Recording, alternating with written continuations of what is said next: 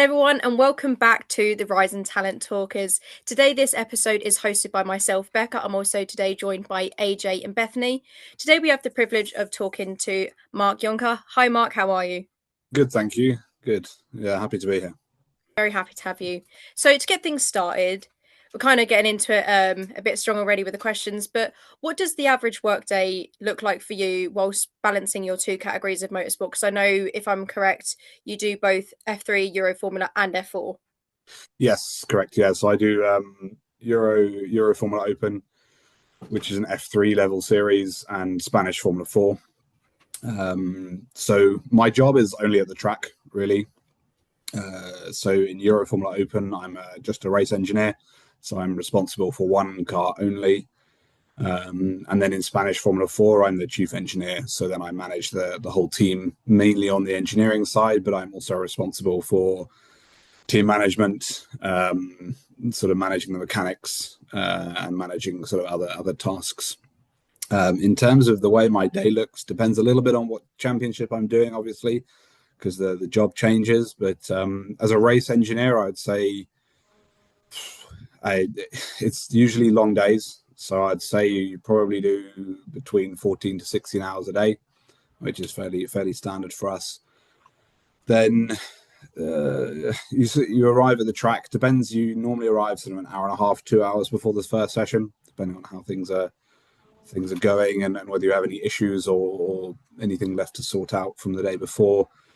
And then it kind of ramps up towards your first session. So the driver tends to arrive about an hour before the first session. So normally you'll go through your stuff before they arrive. So anything you've got left to do from the day before, any prep work, making sure the car is ready to go, making sure your plan, so the run plan, what your tire strategy is, fuel strategy, the whole thing is ready to go before the driver comes. That's communicated with the mechanic, either by printout or screenshot, or we usually use Teams or WhatsApp for communication with the mechanics, just to make life a bit easier.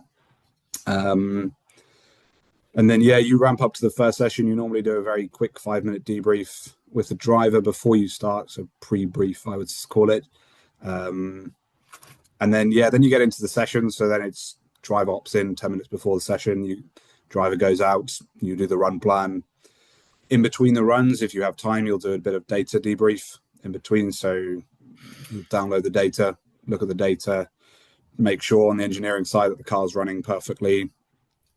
Temperatures, all your sensors are working, and then you do a bit of debrief. Then once you've finished the session, driver jumps out, you download the data again, download the video, because we have an onboard video, but that's not remote, as it were. So that's just download SD card, basically. So download that, and then you get straight into the session debrief with the driver. So quick data debrief. Depends on how much time you have in between sessions. On a test day, you'll normally have an hour between sessions.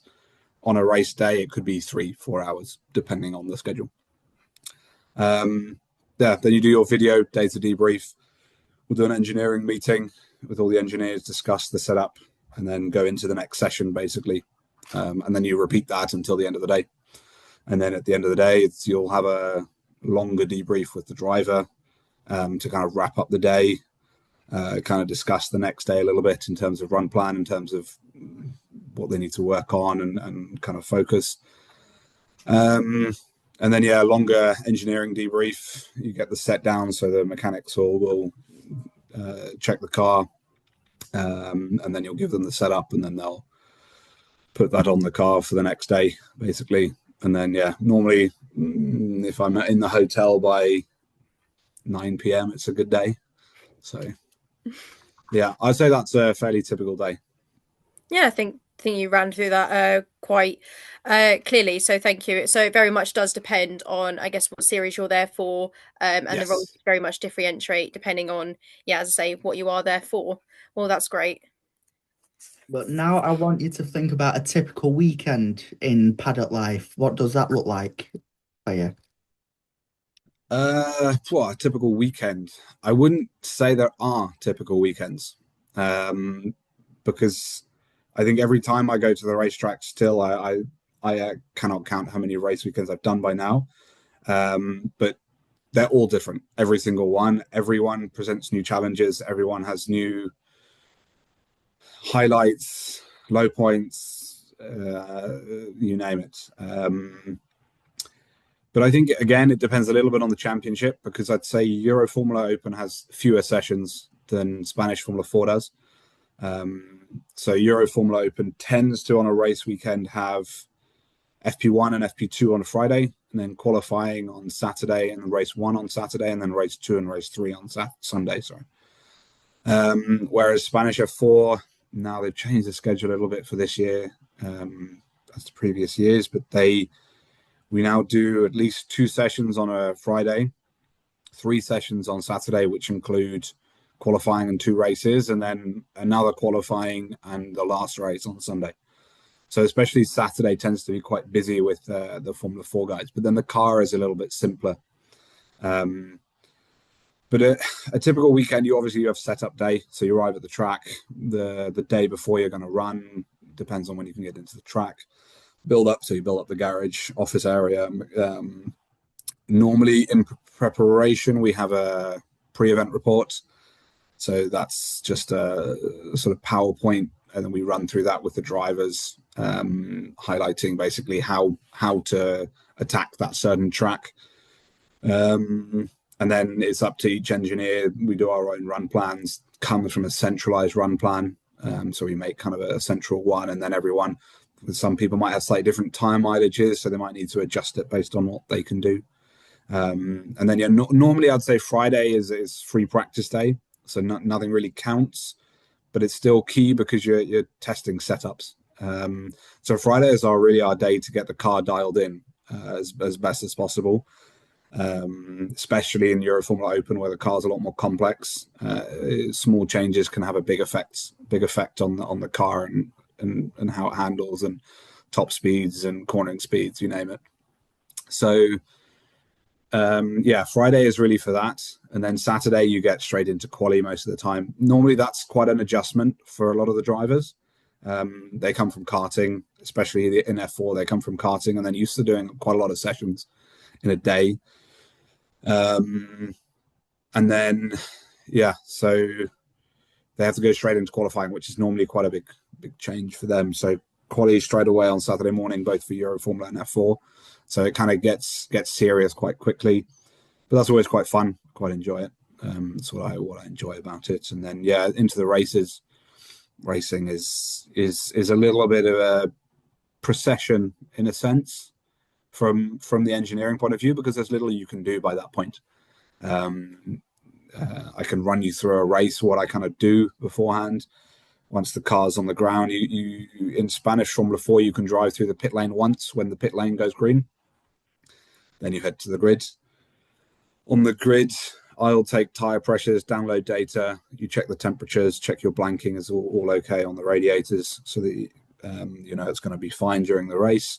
And that's it. You kind of wish your driver well, and the rest is up to them in that sense. So, and then once you get to the end of the weekend, it's the boring bit of packing everything down. So I hate that bit.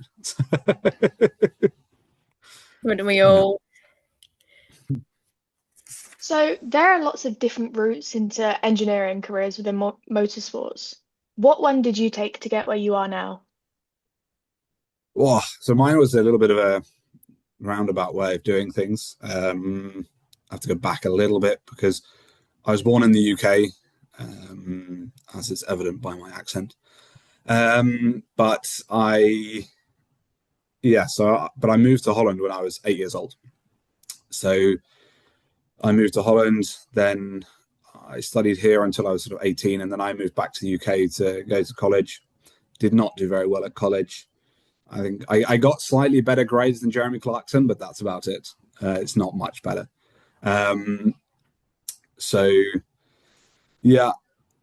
College, didn't do very well. Had to do a foundation year at university. But I did that. That went pretty well. Still, I was never a huge classroom person, really struggled sitting in a classroom, really struggled concentrating. If it wasn't interesting, I really had no interest. engineering was the first thing that kind of actually interested me enough to be in a classroom. Sometimes, not all the time. Cannot recommend that, but it doesn't help you in the long term. But yeah, so went to university, went to Kingston University in London. For me, what did it was former student. That really helped me get going. I think that's the same for a lot of engineering students, but it's something that if you're ever interested in race cars and you ever think about going to do engineering, go and study some type of engineering and go and do Formula Student. It's honestly like the best way you can get practical experience. The only thing you need to be a little bit careful of with that is classifying it as professional experience, because it's not. We, in the industry, like I'd say, we classify it as experience, but not professional experience.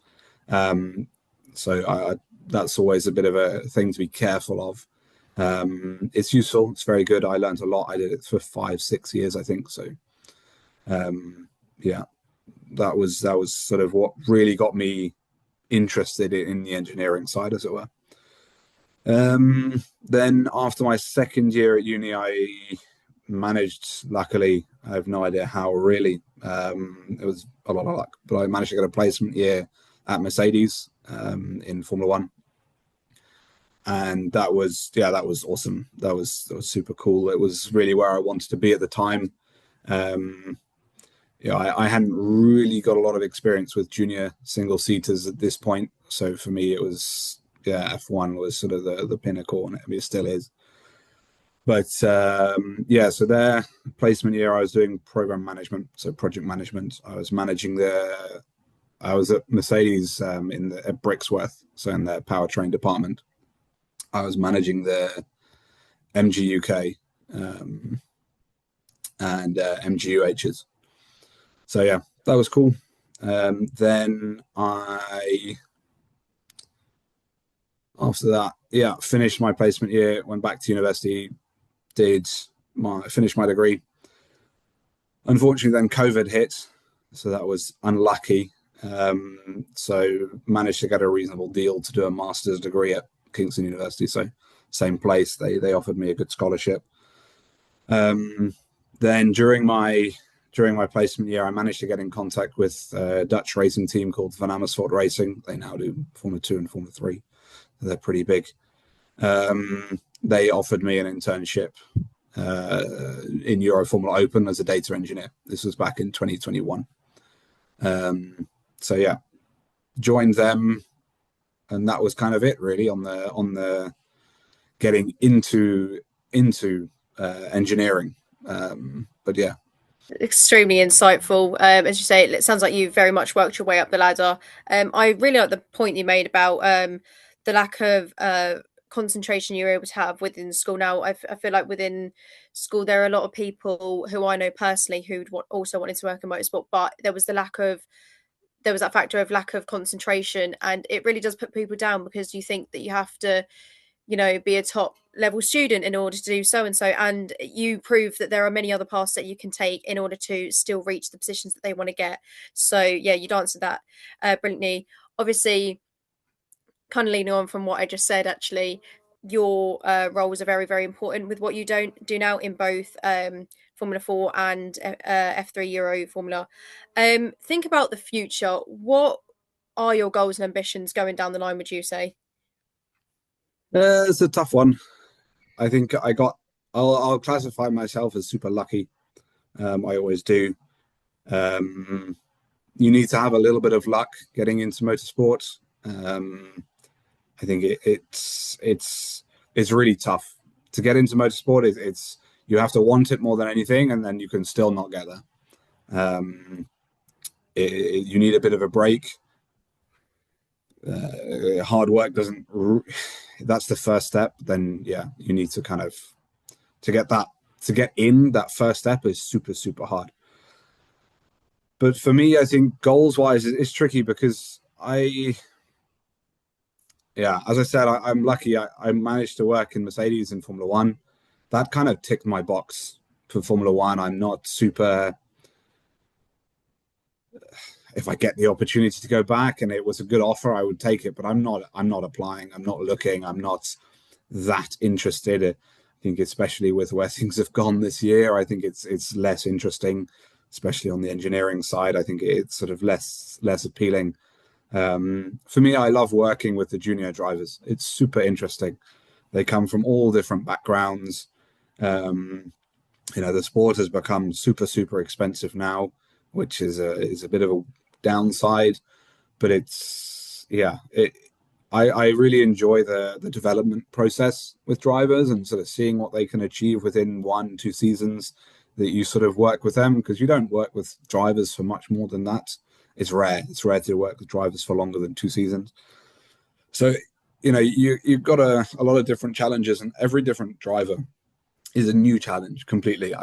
I can't really say I've had 2 drivers who I'd say I've approached it the same way. Every driver you have to approach differently. They have a different mindset, different way of learning, and different ways to be motivated. So, yeah, in terms of it would be interesting to go and do Formula 3 or even Formula 2. But I think it's if it happens, it happens. If it doesn't, it doesn't. I'm honestly quite happy with the way things have gone, and you always kind of push for a little bit more and a little bit more, but it's less important in a way. I think I enjoy a lot what I do, and my job wouldn't change in a way. If I go and do FIA Formula 3 or I go and do FIA F2, the job in theory doesn't change. You're still going to a racetrack in a different country, and you're still running a race car, and you still need to calculate tire pressures, fuel loads, your run plan, your strategy, data debriefs, video debriefs. Doesn't really change too much. It's just the complexity of the car, and obviously the intensity of the championship. But in all fairness, I think with Spanish F4, I don't know whether any of you watch it, but Spanish F4 is probably one of the most competitive championships out there at the moment in junior single seaters. I'd say in all single seater categories. We often have 25 cars within 1 second in qualifying, half a tenth here and there, and you can be 4 places plus or minus. So it's super exciting already. So I don't have a huge desire to, let's say, to go and find a more exciting championship. So yeah, I'd say that's kind of where I am at the moment, and we'll see where things end up. You never know. Yeah, I completely agree with you there, especially when you said about how competitive, especially Spanish F4 can be. I have watched a few races here and there, so I do obviously know where you're coming from with that. I think especially with the junior categories, such as Spanish F4, you do get a lot more competition. There are a lot more close battles on track, and I think as well as many other people do find it more interesting than some weekends, even more than Formula One, because it's kind of just a repeat same story type of thing, as much as that might be controversial to say. But yeah, it can be, especially when you mention working with this younger talent, it is something very special, because it's not like, as you say, you never usually work with them for more than 2 seasons at a time. So you always get new people coming in, you get to teach them something new, and it's never an endless thing. Oh, they already know how to do all this, we can just move on. It's new people coming in all the time. So especially getting to see them work their way up as well throughout the time you're with them, I think is such a special spectacle to see as well. Now we've heard of your journey throughout motorsport, what would you say is the bog standard route, more to say? The bog standard route, I mean, I would say everyone goes and does some kind of mechanical engineering degree. I guess if you start a little bit before that at college, it depends whether you want to become a mechanic or an engineer, obviously. It also depends a little bit on location, which I'll get into a little bit later. But the bog standard route is you go and do an engineering degree.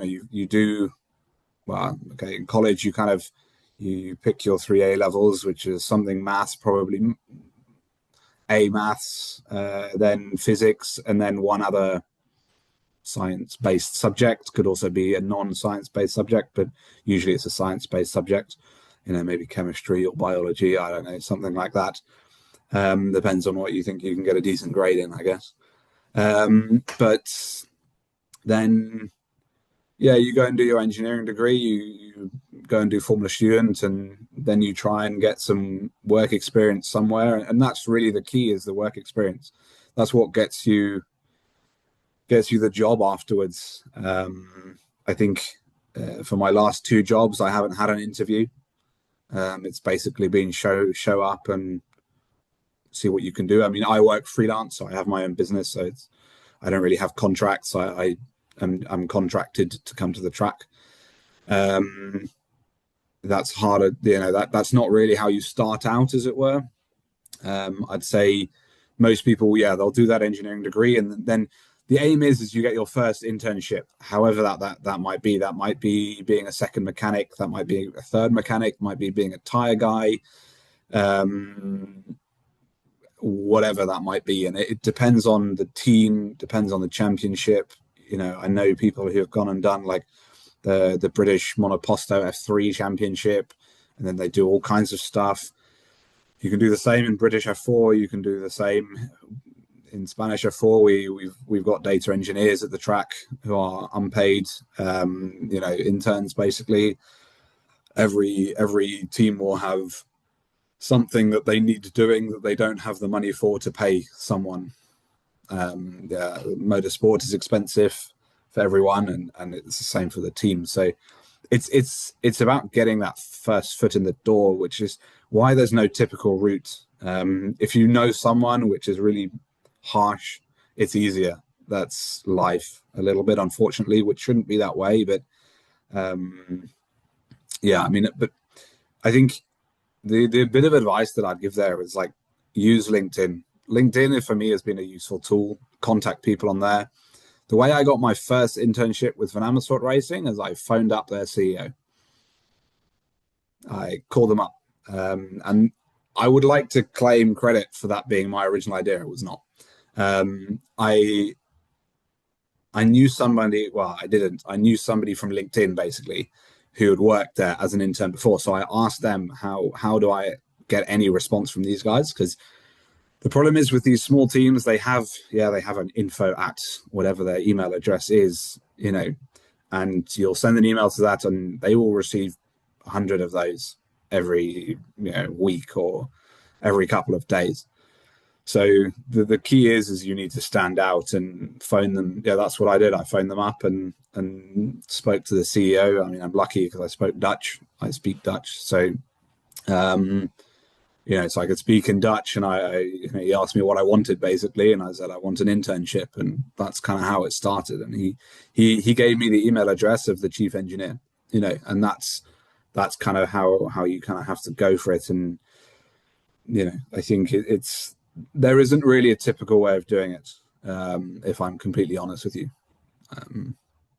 you have to want it more than anything else. Basically, there can be nothing more important than working in motorsport if that's what you want to do. You probably had a lot of people give you like various forms of advice throughout your entire journey to get to a motorsports career. What would your advice for someone aiming to work in motorsports be? I touched on it earlier. You need to want it. That's the thing. I think I've done a couple of interviews for people for data engineering roles, for junior roles, and it's mainly it's just about really, really wanting it. And for me, the important thing has been like when I'm interviewing people, it's not really about their qualifications, because everyone applying has got an engineering degree. If they're wanting to become a race engineer or a data engineer or whatever, they all have an engineering degree. So I'm looking for things that make them stand out. Have you done work experience? If so, what have you done? How, in what field? Because it's difficult. Not everyone has the opportunity to get work experience within motorsport. So a lot of people have to go and do. I say have to go and do it. It's a bad thing, but they have experience, let's say, in other fields. So whatever, manufacturing or anything like that. So yeah. But yeah, other bits of advice: be original. contact people in different ways. Don't just stick to the standard emails, as I touched on earlier. Phone people. The other thing that I've never done it personally, but I've heard of it working, is going to race weekends. British F4, Spanish F4. Often you can very easily get into the paddock, print out CVs, and then you go around and ask for the team managers. Just make sure it's not half an hour before the race. That's the only bit of thing I would say, is make sure you time it properly, because if people are busy, then they will just say no flat out. So try and time things a little bit. So go after a race. That's always go after a session. Best thing is to do is go after the last session of the day, because then everyone, especially if it's a race, you have the Parc Fermé window, so then everyone is kind of doing nothing. Go then, and then see if you can speak to somebody, because honestly, if I'm at a race weekend, if somebody comes to talk to me, then that's the time that I have the most time. So that's kind of what I would say. Other than that, former student, and then just try and do whatever you can do to get into the paddock, really. While she was saying that, reminded me of Bethany. Now, Bethany, also for our viewers who do not know, approached Ollie Behrman at a Haas meet and greet with our business card and gave it to him, which we have a photo both on a photo of him holding it both on our website and pinned on our social media. So I very much do agree with you, Mark, how you do just have to be able to, even if you don't have the confidence, just to approach someone, because starting that conversation, word of mouth is very, very important to use in motorsport. As I say, don't stick to the standard emails. Most of the time, it's probably gone in a spam box that they might not even see. So, so I very much agree with you. I think we've expanded our ways of connecting now, which is how we get such amazing interviews. So, touching on the fact that you mentioned, obviously, kids go from karting to then usually Formula 4 championships, such as Spanish F4. What would you say is the biggest culture shock that you see drivers struggle with when moving up from karting to F4?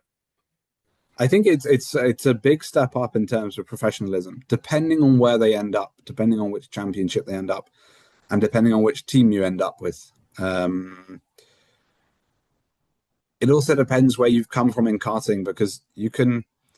There's some.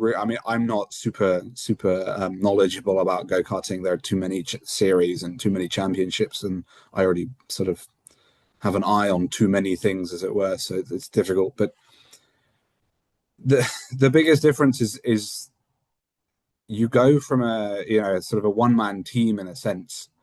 So on a smaller scale, it's sort of like parent and their kid. And the parent will be spannering on the car.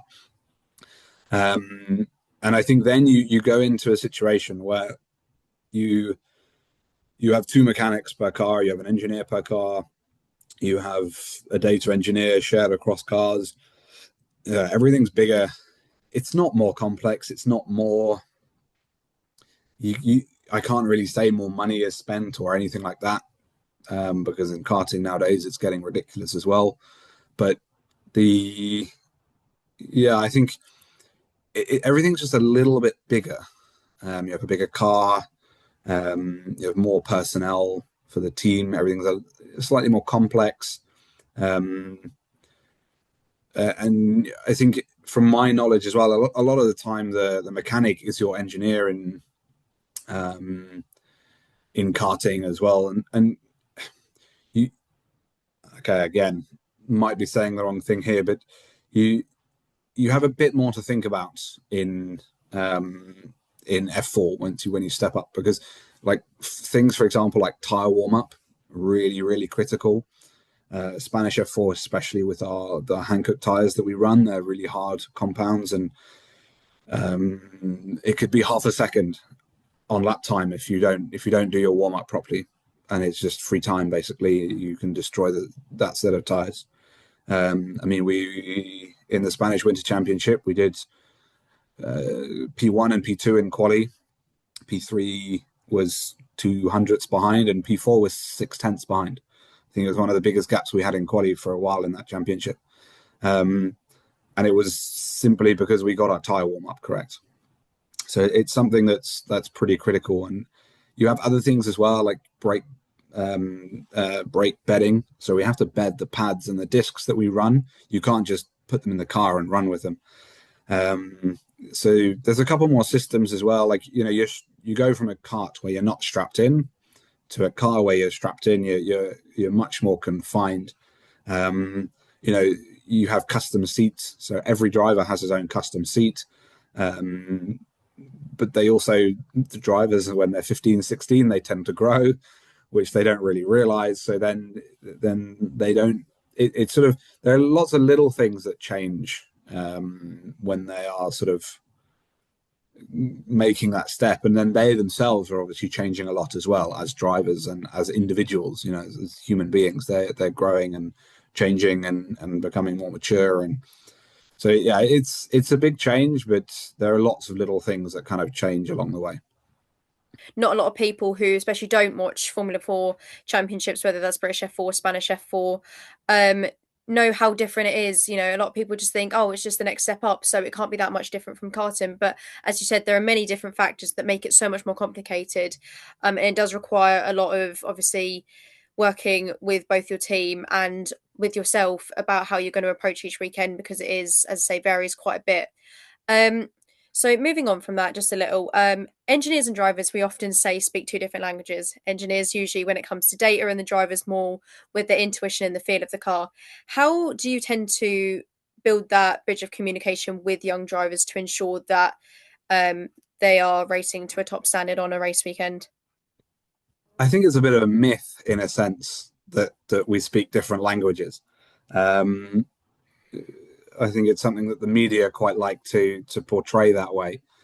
I don't really see it that way, because we're looking at the same data. I think it differs a little bit when you get up to sort of F2 and F1, especially when the drivers have driven for, if you think about the fact that the average age of new drivers in F1 is probably 20, they've been driving race cars since they were probably 14 years old, 13 years old, they start testing. So they've been driving for 7 years, so they're pretty experienced by that point. But I would say for us, in the lower categories especially, it's more about just, you listen to what they say, and then you look at the data, and then you only take into account the data up until the point that you start to trust them. Because, okay, and this is what the media plays on for sure, but we engineers, we like to think we're right, obviously. Yeah, that's why we're engineers at the end of the day. So, but I think that what it comes down to there is, we're looking at the data day in, day out. It's when an engineer starts with the driver, this year, as I've started the season, let's say, 2 weeks ago now, with my EuroFormula Open driver, we've been testing already throughout the winter. So, we haven't started the season, as it were, the first race weekend we started last year. And by now you get to the point where, it depends on the engineer a lot, but you're looking at the same data and you're reading the same thing. Drivers are data at the end of the day is not hard to read. It does not. Data is not the most critical thing as a race engineer, as a skill set, as it were. I mean, anybody can open their laptop, download some data from a simulator, and read it. It's not complex. At the end of the day, it's just a graph on a screen. And if somebody's braking 10 meters too early, it's normally pretty obvious, and you'll need to be taught that once, but after that, it's fairly easy to see. So it's on the setup side is when it comes into play. And on the F4 side, it's less evident because the car is so much more simple compared to an F3, an F2, and an F1 car. The critical bit comes when you step up and you're in an F3 car, and then suddenly 1 degree of front wing actually makes a difference. And then as an engineer, you're looking at the data, and then you're listening to your driver and his feedback, and then you're going, do I see the same picture? And if the answer is yes, then great. And if it's no, you trust the data. Especially at this level, I think when you're at a higher level, it becomes more about, okay, then it's why is the picture not the same? What are they feeling and what am I not seeing? So it depends very much on what level the driver is and sort of also the engineer as well, because obviously when you're starting out, you have a lot less experience. So it does take some time to find finer details in the car, basically. So yeah, it's I think for me that it's more of a media thing that they like to play on. Because for me, all drivers are very good at reading the data, and it's just about how accurate their feedback is, and whether or not it matches what the picture is showing. And that's, if I'm honest with you, that's where most of the arguments come from when most people are watching F1, when you hear the arguments on the radio or whatever. It's because the what they're seeing is not matching what the driver is saying, basically. And it's not, I think, yeah, but yeah, I think it's definitely something that young drivers develop a lot. You'll notice that their feedback is rubbish when they start, and you basically don't listen. So, but yeah, that's the way life goes, and that's part of their development as a driver. So. Thank you for debunking that, because unfortunately sometimes, even though we do get these in-depth videos and we get, more kind of behind the scenes content, especially, Sky Sports with Ted's Notebook, we do get a bit more of an insight. Those of who don't get to tune in for whatever reason, and even just viewers like ourselves, we don't see the in-depth review and feedback that obviously engineers would see. So it is very much a case of being able to connect with someone like yourself who does have that experience, who knows what happens, and can kind of say, yeah, that's not what it is. This is just just a show they're putting on for you, because this isn't how it actually plays out on the actual playing field. So yeah, thank you very much for debunking that. Hopefully our viewers can take something from that. So, sort of going off what Becca was just saying, everyone who watches the races sees like a half an hour or so window of actual racing. But what people don't always see is what is happening behind the scenes. We see more of it now especially Formula One teams posting more on TikTok behind the scenes in that type of sense. But what is the most challenging part of being an engineer that we don't see? I think, again, it depends on where you are. I think I'd say in Spanish F4, my most challenging element is managing my fellow engineers and the drivers, basically, in terms of their expectation and also between themselves. So right now we're very lucky as a team. We have 3 drivers who are super competitive. And this year we've already had three of our drivers on the podium, which is pretty rare in Spanish F4 to have such a depth, let's put it that way. So definitely in Spanish F4, it's managing the drivers between themselves, making sure that they're all pointed in the same direction and not standing in each other's way, because it's hard to get them to work together, because it's not like Formula One where you have the situation where the drivers are employed. Most of the time in the lower categories, the drivers are paying to be where they are, and normally it's significant amounts. So obviously they're there for themselves, they're there for their own careers, and they're there to progress. So definitely that's something challenging for me to kind of manage during a race weekend, and then that comes with it the engineers as well, because I'm on both sides of the fence of this one. Is when you're a race engineer, you want your driver to do the best he can do. So you want to beat your teammates. That's sort of the number one thing. I mean, they still speak about that in F1 as well. Your number one rival is your teammate. So yeah, it's in Spanish F4 for sure. It's managing the engineers and the drivers in terms of making sure they're working together, and most of the time they're really good about it. But obviously sometimes when things don't go to plan, then you kind of have to jump in and kind of make quick decisions and kind of be the fall guy in a sense. Sometimes you have to just stick your hand up and go, guys, I didn't think about this, and I'll take this on board, and I'll take the responsibility, and we move on from that, and then you just have to carry on. I think then as a race engineer, you're kind of on the other side of the fence, and you're pushing for your driver to be the best he can. So then you're sort of looking at the setup a lot in detail, and you're sort of thinking, right, how can I be better than everyone else, basically? And it's not about hiding things. I think the engineers within the team are always open and honest, but at the same time, I mean, there are some great stories about the rivalry between the two engineers of the Brawn cars in 2009. If anybody has watched the documentary about that, that was incredible to watch, and they gave a pretty good insight of how it was between the two race engineers, and it's not always super pleasant, but so that's something that's quite interesting. And I think there's a lot of work that goes on into making sure that the driver is happy, and also in the lower categories, which you don't have so much in F1, is you have parents.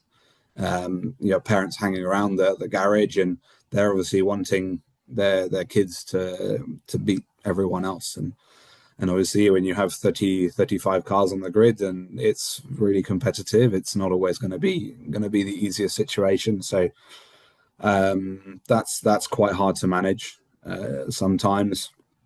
And then I think as an individual, you have to be really tough. You have to have fairly thick skin. You're going to go through times where, everyone's heard it, when you get shouted at on the radio by the driver. I've had it. I think as long as you have a good enough relationship with the driver, it's all fine. I mean, I have a trophy signed saying "What the F" by my driver from last year, because I told him to do something that he didn't really like. But we're super good friends, so it was a heat of the moment thing, and it was just kind of a decision that had to be made at the moment, and wasn't great for him, but you kind of have to just let it roll off you. I think the other thing as well, from my experience, is you're going to work with drivers who you don't click with as well. So, I mean, I know that Lewis Hamilton's race engineer got replaced recently. And I think a lot of the time the media will go into the fact that, but maybe he's bad, and blah, blah, blah, blah, blah. The guy will be an incredible engineer. I don't know him, but I can guarantee you that he's not there without reason. Sometimes you just don't get along. And it's not that you don't like each other. It's not that you... on a personal level don't get along. It's just on a professional level you just don't work the same way, and that sort of bond between the race engineer and driver is super important. So if you don't see eye to eye on things and you can't work it out, then that's something you have to be able to accept and just kind of move on, let's say. There are lots of little things that you kind of have to just accept. Also things like, at the end of the day, your driver is going to be the main determining factor of your performance over the weekend. You can do a little bit with the setup, and again, depending on the car, depends on how important it is. But at the end of the day, the driver does the most. If the driver does not have the talent, it doesn't matter. That's it at the end of the day. So obviously you're always going to push as hard as you can and try and get the best results, but that best result might be P15, but with one driver you're aiming for a top 5 and another driver you're aiming for a top 15. So it's I think that's also something that you see a lot of the winning guys, the guys that are doing well, and you don't see the guys who are, I think now in F1 it's a little bit better. I think Drive to Survive obviously highlights sort of the smaller teams a little bit, but it's there's 35 cars on the grid in Spanish F4, so there are 35 race engineers and only one of them will win the race.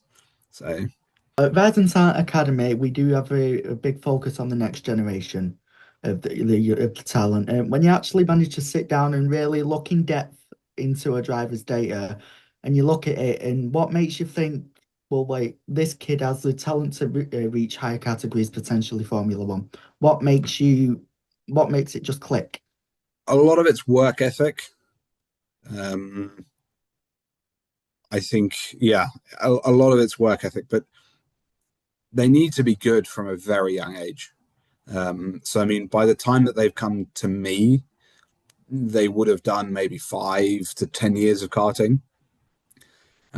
Being quick in karting does not guarantee you being quick in single seaters. There are some really good kart drivers who kind of step into single seaters and they're not really there for one reason or another, and it doesn't really click. I think it's shifting as well a little bit because now you've got the likes of Lance Strolls and even even somebody like Kimi Antonelli, right? It's super good. He's an amazing driver and he is super talented. But I mean, he was driving an F4 car from when he was 12, 13 years old. He was private testing because his dad has a racing team. It's AKM Motorsport in Italy. They do Italian Formula 4 and Italian GT. So he's been racing for a very long time and driving for a very long time. Doesn't take anything away from him. He's a super, super good driver and deserves to be where he is today. But yeah, at the end of the day, a lot of it comes down to how many days you've done in the car. It's very rare nowadays, I'd say, that you get somebody in the car who you kind of say, yes, wow, this guy is going to make it. Because I mean, the statistically the likelihood is so low. I mean, I think it's like less than 0.01% the people that go from karting to F1. I think it's even less than that, to be honest. So it's rare that you see it, but then you're always going to have surprises. Some people they kind of go from being not getting the best results due to a variety of factors, and then they really sort of pull it out. A good example of that, I think, is Joshua Dirksen, now a simulator driver for Mercedes, development driver for Mercedes. He did Formula Regional, and I think he was okay in that. But then he kind of stepped up to F2 and he kind of hit the ground running. He was pretty quick straight away. And he's kind of just gone from strength to strength there. And now he's with top team winning races. And that's been recognized with what he's got with Mercedes. So I think there's so many different paths you can take in motorsport. I think the typical one is something like Kimi Antonelli has done. You see less and less Lewis Hamiltons who doesn't come from a significant amount of money. Also Ocon, the likes of them who kind of give up, their parents give up everything. The money, you can't do that anymore, unfortunately. The average person's house, if you'd remortgage that, it doesn't even equate to a full season anymore. So those kind of stories you're going to find less and less, unfortunately. But that's just where the sport has gone, and I'm not sure it'll ever go back, really. But it's a bit of a shame. But yeah, it's rare that you see the one-offs that you kind of think, wow, you step into the car for the first time, and that's incredible. Is very rare. When you do come across those very, very, obviously said the bracket's very small for the ones who make it from karting all the way up to the likes of Formula One.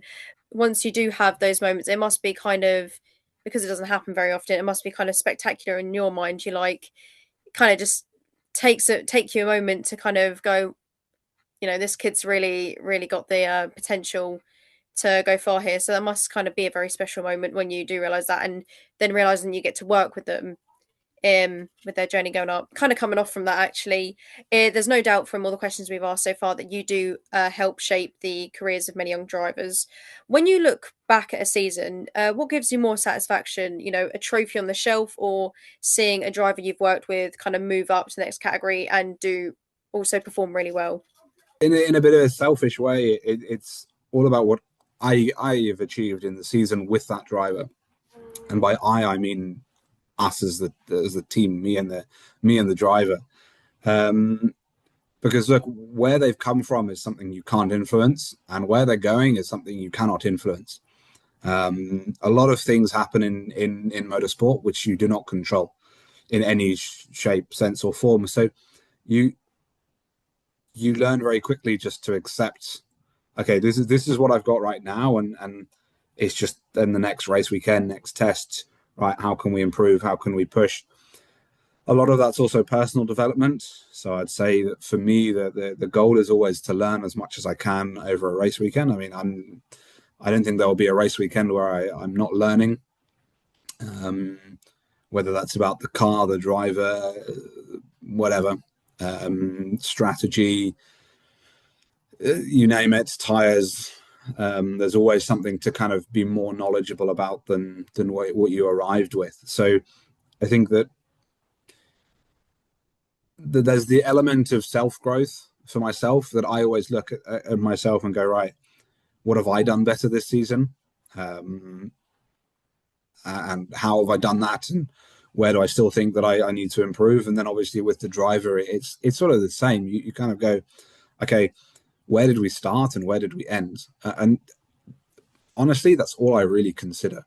Because outside of that, I mean, I have no influence in where they go next. Obviously, the better they do, the better chance they have. But I'm not their manager. I don't do the deals for them. They're the ones who are, managing their next step up, and that's what they're there to do. So, in a sense, you work with the driver for a short bit of time, and you just kind of you go from A to B, and where you end up at B is kind of the way I judge it, basically. And it depends entirely on the situation. Sometimes you get a really good driver and you can kind of get good results from the start, and then other times sometimes you're all the way at the back and you stay at the back for the full season. And then last year, for example, I had a driver. We started fairly towards the back, and then we were the best driver in the last race weekend. So yeah, I think in terms of satisfaction, I think you have to accept that it's not always going to be the glory story, of taking somebody who's, maybe not so good and then bringing them to the top. That is also rare. So you have to be very not happy, but you have to accept losing, because you're going to lose way more races than you're going to win. I don't want to know what my win percentage is, because it will be very, very low. But it will be the same for every engineer, unless some people will be very lucky. But even those guys, it's not significant. So yeah, you have to be super sort of happy with the small steps and small progressions, and judge everything as it is and as it comes, and also then be able to, at the end of the race weekend, to just go, okay, race weekend is done, that's it, finished, and try and kind of just put it behind you. Something very important to mention, because as much as this is about the teamwork between both the driver and the engineers, this is also about the fact that it's your capability of being able to deliver as much to the team already, because as we said earlier, you don't really do more than 2 seasons with these drivers. So as much as you can be proud of moments that you guys have achieved together, this is about your progression as an individual, what you learn and what you take away from all these different race weekends, and then applying it to the next kid that comes along. So I think that's something very valid to mention. This is the final question of the interview. If you could choose one person you think we should interview next for our podcast, who do you think it should be and why? It's always interesting I don't know whether you've had any mechanics on here. It's always interesting to hear from them, because they always have a very, very different perspective as to engineers do, because they don't work so much on the performance element, which is something that always not surprised me, but it's something that I never really took into account, that, for a mechanic, they do the same job no matter what the result is. their job doesn't change whether you're P30 or P1. Obviously, they like it when they win, but nothing really changes. So it's always interesting to hear their side of things, and also it's. I mean, I can't be a mechanic. Don't ask me to be a mechanic. I'm a terrible mechanic. So I have huge respect for what those guys do, and their, the skills are really, really, really good. And yeah, they have a really interesting pathway in motorsport as well. And again, their path looks really different to what an engineer does, because I would say that it's a lot less common for an engineer to go into junior single seater and then up to F1. Whereas in mechanics, you start in the junior single seaters very often, and then you go into being a mechanic in Formula One. So, and then team managers, they also have an interesting sort of way of looking at the sport in a different way, because they have to deal with contracts and managers and all things like that. And drivers are always interesting to kind of speak to as well, because they also have such differing paths of getting into motorsport. Some start super early, some start later on in life, and have different routes of getting to where they end up, basically. So I wouldn't say I have anyone specific in mind, but there are lots of different careers in motorsport, and especially in Formula One. I'd say in the lower categories, there are less roles and less variety of roles. But I think once you get into F1, there are countless roles that you can do and be interested in doing. So there are lots of interesting people who work in motorsport.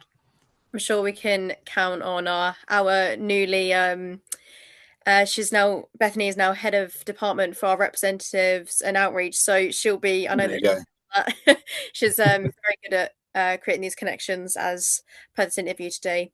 Well, that concludes our interview today with Marc. A big thank you to Marc for coming on and giving us his time today. I also want to give a big thank you for AJ and Bethany for also joining me.